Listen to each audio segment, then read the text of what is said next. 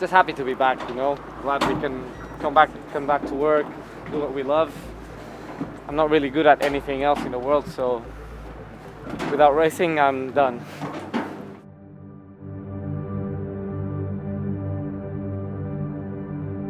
Whether you're a driver, whether you're part of a team, part of the whole event, I think we've all missed this feeling of being at a racetrack and the anticipation of you know, the competition side. And you go through phases throughout the whole lockdown of being super motivated to train, you know, doing sit-ups, you know, trying to get the perfect body. Then next moment you're just a bit of a sloth on the sofa. The main thing I really realized is that I've spent my whole life, since I was 6 years old, racing most weekends. So it's like 20 years of racing. This is the first period I've just had all the time in the world. It makes you realize how special it really is. Once Berlin was announced, it was like, sweet, there's light at the end of the tunnel. If this is what we gotta do to come racing, then it's worth it. Come stai? Tutto a posto? Bene, bene. Vediamo dopo. Sì, grazie, ciao. You know, if this is what we have to do to come racing these days, then so be it. So you can come in now. I'm sorry, guys. I'll give you a little private tour from my own eyes.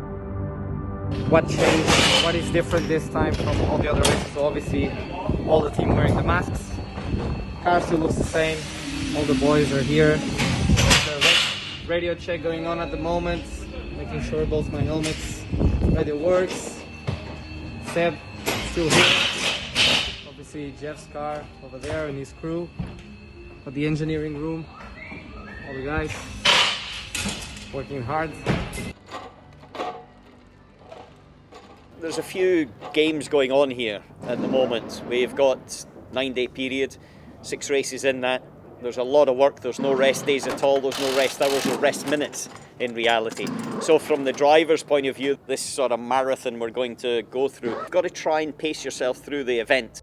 You know, it's 6 races in 9 days, you know, that's mental. After a normal double header, I chill out for a few days because mentally you're so drained, and you know, driving these cars isn't so physically demanding, but mentally it's very, very draining. The drivers here in Formula E are of a very, very high level with huge experience. I don't see it being an issue for anyone, but it will certainly show who are the most resilient drivers.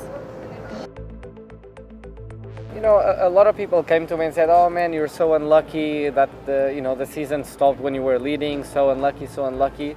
You can look at it that way, but the way I look at it, and it's because I've been in the other side of things far too long and far too many times.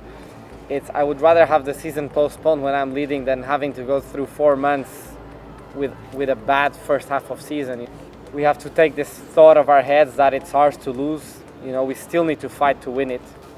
We are leading right now, and it's the best place to be, approaching these last 6 races. But you know, never ever in a normal season after Marrakesh we would be assuming ourselves as champions.